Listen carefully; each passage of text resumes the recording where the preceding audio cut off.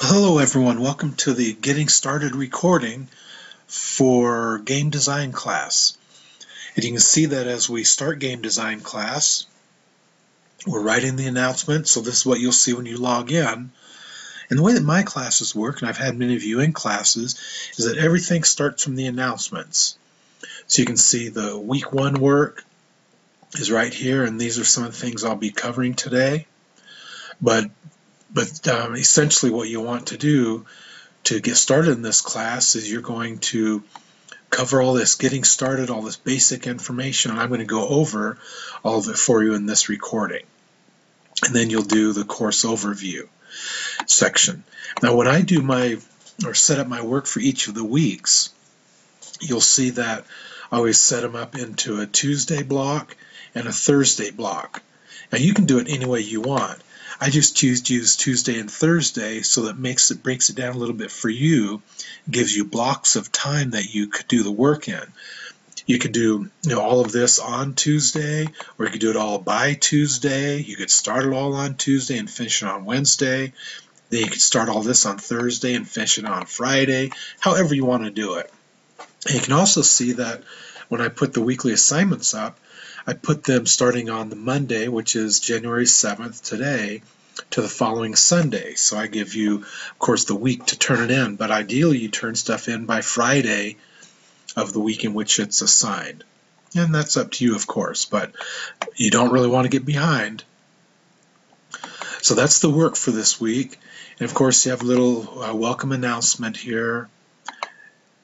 And we'll go over the overview of the class next, go over that in a little bit. But anyway, the game design class. Game design class is, as you can tell, about designing games. And in this class, you're not going to do any real programming to design a game, because that would be much more challenging. You have to have really a huge skill set and lots of knowledge for that. But what you're going to do mostly is work through the planning and the idea stage of a digital game. And then towards the end, you'll have some practice making a couple of simple games. But this is all about ideas. It's all about the planning process of a game and what game planners go through. So it's really not, you're not going to design a game, but you're going to do all the planning work as if you're designing a game. But let's go ahead and get started with this getting started overview, just so you can get off to a good start for this class. And the way that I've set the class up is that for this first week, as you saw, you're just doing some basic work just to get you familiar with the way the class works and things like that. You won't really jump into content and coursework until week 2. So let's just go ahead and jump in right here. So first we'll take a look at the syllabus. Of course, as you know, the syllabus, that's what the description of the class, who the instructor is, all of that information. So as you can see, we can look at the course syllabus and move down a little bit of information about me, so you can read about that. But I have my contact information up here, my cell number, my office number. My cell number is probably the best way to get a hold of me. Kmail is actually the most ideal way to get a hold of me. So you can learn a little bit about me there, a little bit about the basics of the course. You can look at the basic skills necessary for game design, look at the game industry, the history of it, where it's been, where it's going, and things like that. And then, as I said before, towards the end, you'll create just a couple little basic games. Now, the required material is this program called Multimedia Fusion Developer. It's demo software, and it'll be required in Unit 5. It's only a 30-day download, so you don't want to download it too early. So don't worry about that demo now. You won't need it for a while. Some of the objectives of the course: you'll explain different types of games, understand how to use different elements of games, develop innovative game-playing principles. You'll express your ideas clearly, look at storytelling in games, because that's what games are these days, right? They tell stories. The requirements for making a visually appealing game, look at sounds in games,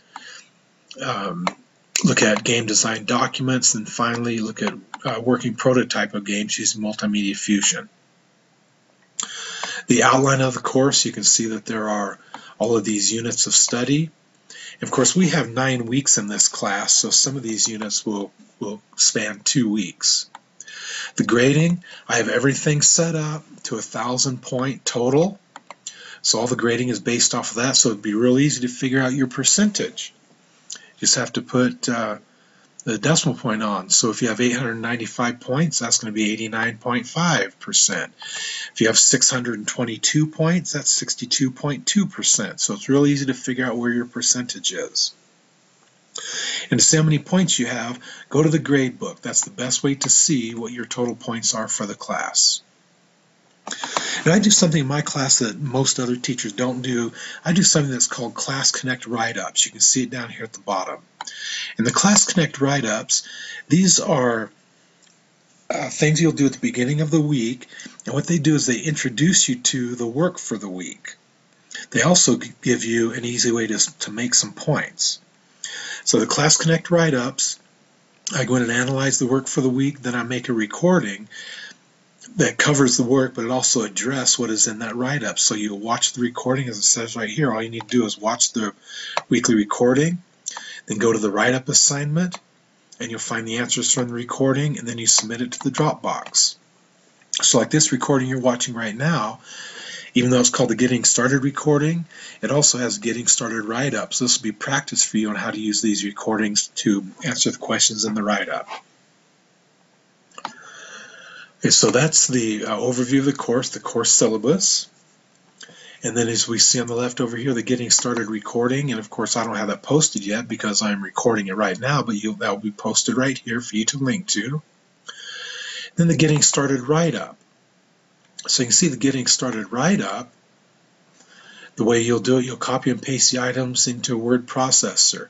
So you'd go right here, you'd highlight all of that, right-click Copy, then paste it into a word processor. So it's sitting there in the word processor in Word or whatever word processor you use.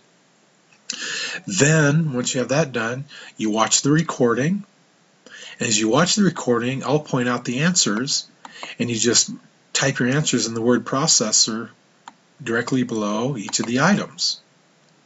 Check your spelling, grammar, and all that stuff. You want to make sure you save your work.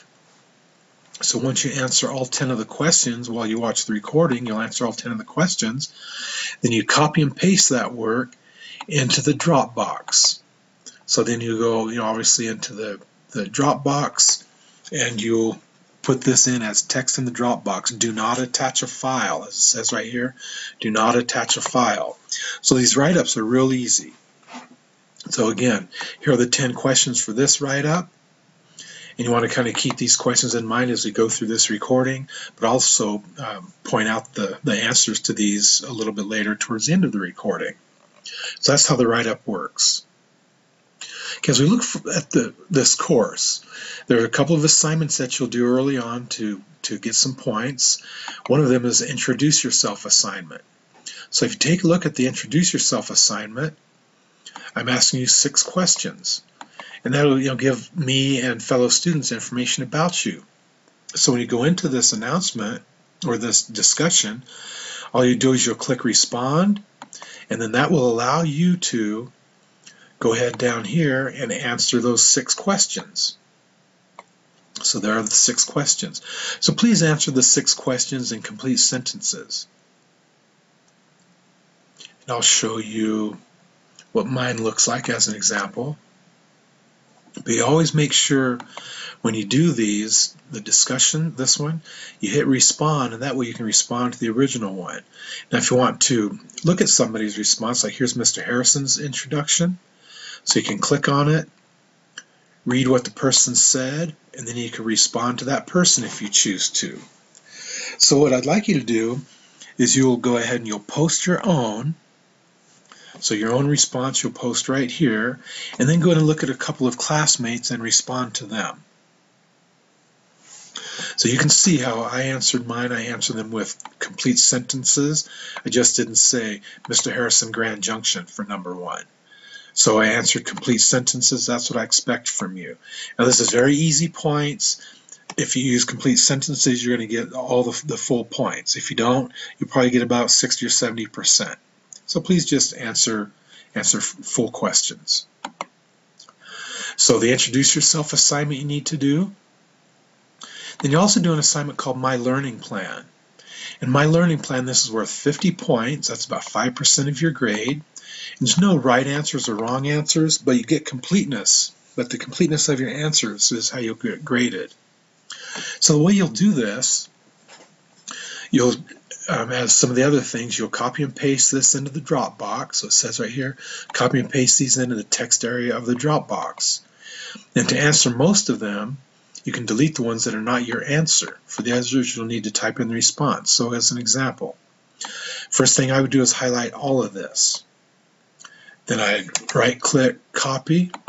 Then I go in the Dropbox and I'd paste it into the Dropbox, the appropriate Dropbox. And let's say on number 1, if I plan on doing the work as scheduled, then I would go ahead and erase these 2 answers. And then that just leaves this one as my response. On this one down here, how many hours do you plan to work? Well, the 4 to 6 is going to be my response. Then I would delete this one out of the Dropbox and delete this one out of the Dropbox, just leaving my answer there.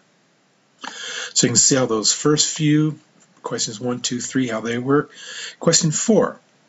Explain what you will do to make sure you earn the grades you want. Think of 3 or 4 specific things. So just don't put in there, I will work hard, I will try my best. Those aren't specific. Tell me what you will actually do. Some items might be, I'll make a weekly work schedule, or I will always work on this class on Mondays and Wednesdays from 1 until 3. Those are specific things. So specific things on how you will earn the grade that you want in this class. In this class we have weekly live Class Connect sessions. How will you use them to help you? Try to attend them live each week. I'll attend only if I have questions or need assistance. And I'll talk about the Class Connect sessions a little bit later. And finally, question 6, some of the things you'll do if you do not understand an assignment. Well, what are some of the things? Well, if I were a student, I would probably reread the assignment. I would probably go into the announcements to see if Mr. Harrison left any notes about the assignment. I would probably watch the week's recording that might talk about the assignment. So those are some things. And ultimately, of course, I could send an email, a K-mail to Mr. Harrison and ask him to clarify the assignment. Or I could ask my parent or my learning coach or someone else what they think the assignment says. So you get some confirmation like that. So those are some ideas if you don't understand an assignment. Then finally, background knowledge or interest you have to help you succeed in this course, and that's going to be your individual information. So again, on these, you just copy copy the whole thing. So right-click, copy, and then you go to the appropriate Dropbox right up here, paste it in the Dropbox, and then you do the answers just as I suggested you do the answers. In that learning plan, this is worth 50 points, so real easy 50 points to start the class off. Okay, orientation. So go through this orientation. Mostly there are some things in the success area and in the study skills I want you to pay attention to, but just go through this. Might take you 10 minutes to read it, but this might help you be a better online student. So please go through that high school orientation. Grading information. There's all the information about the grading for this class. Now you've seen this before in the syllabus. I have the grade listed, but you can see the grade points right in there. And here's the summary of the grades. So you can see the finishing plan is worth 50 points. All the assignments or projects are worth 59% of your grade. Quizzes, the learning plan that you'll do is worth 50 points. Class Connect write-ups are worth about 15% of your grade. So that kind of breaks it down for you. Teacher contact information, a little bit about me. So my Insight email address, but K-mail, obviously, as it says right here, use K-mail for class issues. And then you can call me on my cell, leave a message if I don't pick up. Academic integrity, just about you as a student. to make sure you do things properly, to do things right in your online school. Communications, information about communications. Since we're online, we don't see each other face-to-face. Communications are important. So the first way I communicate with my students is through announcements. This is the best way to keep current on what's going on in the class. So if you ever have questions about an assignment or about the course in general, look at the announcements, because I will often put a special announcement about something that has come up. So announcements are the best way. And obviously the announcements are also where you will find your work for a week. So week 1 work, week 2 work, week 3 work, etc. That's all going to be listed in the announcements. K-mail. K-mail is the best way to get in touch with me. So I check my K-mail often. But be specific when you do the K-mail. So when you do a K-mail, in the subject line, please put your course name and the topic of your email.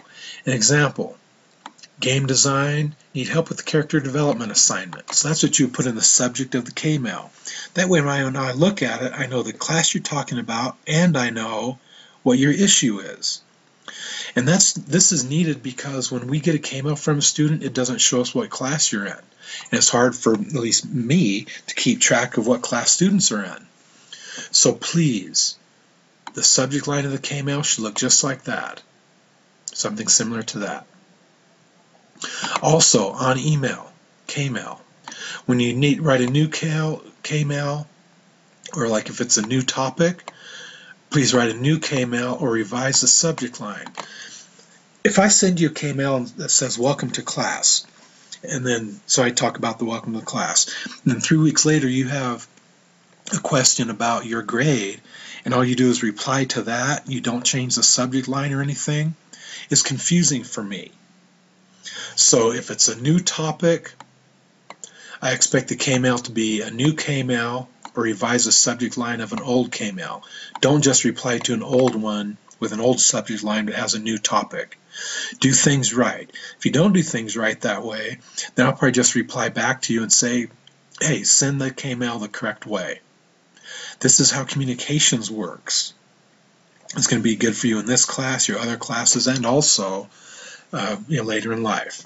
Phone calls. If you need to talk to me on the phone, we need to schedule it ahead of time rather than you just calling me out of the blue. Me, just like all the other Insight teachers, I'm busy, and calling me out of the blue, I probably won't answer your call. And if I do answer your call, I may not be able to get your problem solved because I'd like to know it ahead of time. So we'll schedule the call ahead of time, then we can be prepared for what we need to discuss. So the best way to do it, if you want to talk to me on the phone, send me a K-mail. Say, hey, Mr. Harrison, I'm having problems with this assignment. When might be a good time for us to meet? Or when can I call you? I'm available at 1 o'clock today. I'd write back to you and I'd reply and say, well, 1 o'clock won't work, but how about 1:30? Give me a call. And then we'd be ready for that phone call. Class Connects. I talked about Class Connects already a little bit. And I offer different types, but certainly the one that we have, our weekly Class Connects, that's on Monday from 11 to 12. So that's our live session, and I'll talk about that a little bit more later on. But I also have something set up for immediate help. So if you look over here at the left-hand side, see this link that says immediate help? When you click on that, you'll click this link right here, and that will take you to a screen. I'll show you what the screen looks like. If you can see that screen, you just put your first name and last name, and that'll take you to a session in which we will meet. But what you have to do, we have to set this up ahead of time. So if we decide that we're going to meet at 2 o'clock in the immediate help session, then at 2 o'clock you go into it right here, and then I will be in there waiting for you. So I'm not in there all the time, so I need to set that up ahead of time. But this is for immediate help. And it's an ongoing live Class Connect session that I'll meet you in. Again, our weekly live sessions are 11 to 12. If you want to connect to me on Skype, R. Harrison Teach, also Live Messenger, rharrisonteach@live.com. And I'll try better this semester to have my messenger going for students who have questions and need to have answered. Okay, immediate help we covered. Course fee, okay. So we've covered everything over here on the left-hand side. And the other thing I want to cover is how my courses are set up. So all of my units of study, and here's a good example. I'll have the lesson recording as the first item, then I'll have the write-up as the second item, then you'll have the work for the week, and then I'll have a quiz preview, and then the quiz, or whatever it happens to be. So this just happened to be for this one, but everything is navigated from the left side over here. Now, one thing you'll see is for each unit that has a quiz, I have a quiz preview for you. So use the quiz previews before you go into the quiz, because I give you only one chance to do the quiz. So I expect you to look at the quiz preview. Then when you look at the quiz preview, go in and find the answers, then go do the quiz, and you'll get 100% if you research the answers, because actually the quiz preview is the exact questions that are on the quiz. So use the quiz previews and you'll do well on the unit quizzes. And again, I do not allow you to retake the quizzes. You get one chance at the quizzes. Okay, back to our course home. So we've covered all the stuff on the left-hand side. We've covered how all the units are organized. We just go to the game elements unit. I haven't done all the work in here yet, but you can see how everything is organized and how the assignments and so forth goes. The next thing I want to talk about is the doc sharing area. And in doc sharing, that's where I will have posted the schedule for this course. I'll also probably put over here a link that says schedule, but it'll be posted in here so you'll know exactly what is expected each week. But really the main way to see what is expected each week is in the course announcements. Right there, there's the work for the week. It's posted right there for you. Okay, to wrap this up, this getting started recording, let's go look at the getting started write-up and see if I've answered all the questions. So getting started write-up. So again, to do these, you'll just copy and paste all of these into a word processor. Then you find the answers from the recording and you'll put your answers below these questions. So I want the questions and the answers in there. Then you'll copy and paste your work as text in the Dropbox. So, how many points is my learning plan worth and how do you submit it? All right, here's a link to learning plan. That'll tell you everything you need to know. Give me the exact subject line you'd use in a K-mail to send me an email to clarify assignment 3. Well, for that one, for number 2, I want the exact information you'd put in. And if you remember, if I looked at, go to communications, right here, this tells you exactly how you'd put information in the subject line of a K-mail. So you put the name of the course, then you put a sentence about the help that you need. So if I go back to that getting started write-up, I want the exact subject line information you would put in if you need to have clarification on assignment 3. What time are the weekly live class connect sessions for this class? Oh, we looked right here at communications.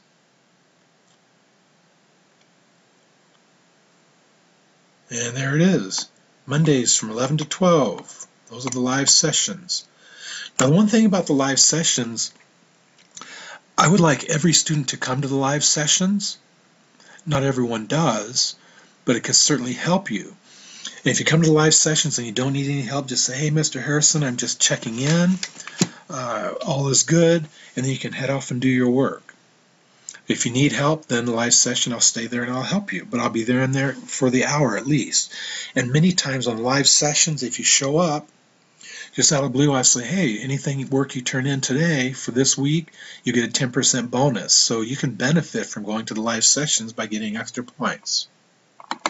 Okay, the Class Connect write-up, let's get back to that. Okay, the weekly live sessions we talked about. How are lesson recordings helpful for you? Well, as I said, for every week, I'll have a lesson recording for every week. And there are 2 ways the lesson recordings are helpful to you. The lesson recordings are helpful the first way because they introduce you to the topic for the week. The second way the lesson recordings are helpful is that they are an easy way, or then they help you do the Class Connect write-ups. So the recordings introduce you to the topic for the week, and they help you complete the Class Connect write-ups for the week. Those are the two ways. What can you do to prepare yourself for quizzes and exams? Well, the best way to prepare yourself for quizzes and exams is to use the quiz and exam previews that I have posted. Where can you find the recordings for each week? Well, for each week you find the recordings at the top of the unit. So the recordings are listed at the top of the unit. I also will have the recordings listed. Actually, that's probably where I'll just have them listed. Right at the top of each unit is the weekly recording. How can you see the feedback a teacher giving you on an assignment? The best way to do it is to go to the gradebook, click on the assignment, on the points you earned, and you'll see the gradebook we've given you, or the feedback we've given you. Now that's important because I get tired of students emailing me and say, hey, what did I do wrong on assignment 3 or assignment 7? Well, I come back and say, go to the gradebook because I tell you. I give you feedback in the gradebook. So that's where you should go. If you need clarification on what I've told you in the feedback, then you can send me a K-mail. Where can you find the work to be done each week? Well, you find the work to be done each week in the announcements, right? We've looked at that before. So if I go to the course home, and that doesn't mean I'm in the course home area. This is the course home area. So I click on course home, but in the announcements, like right here, that's where you find the work to be done each week, in the announcements. Get back to the getting started write-up. Where can you go in the course to get immediate help? Well, you hit the immediate help link on the left over here.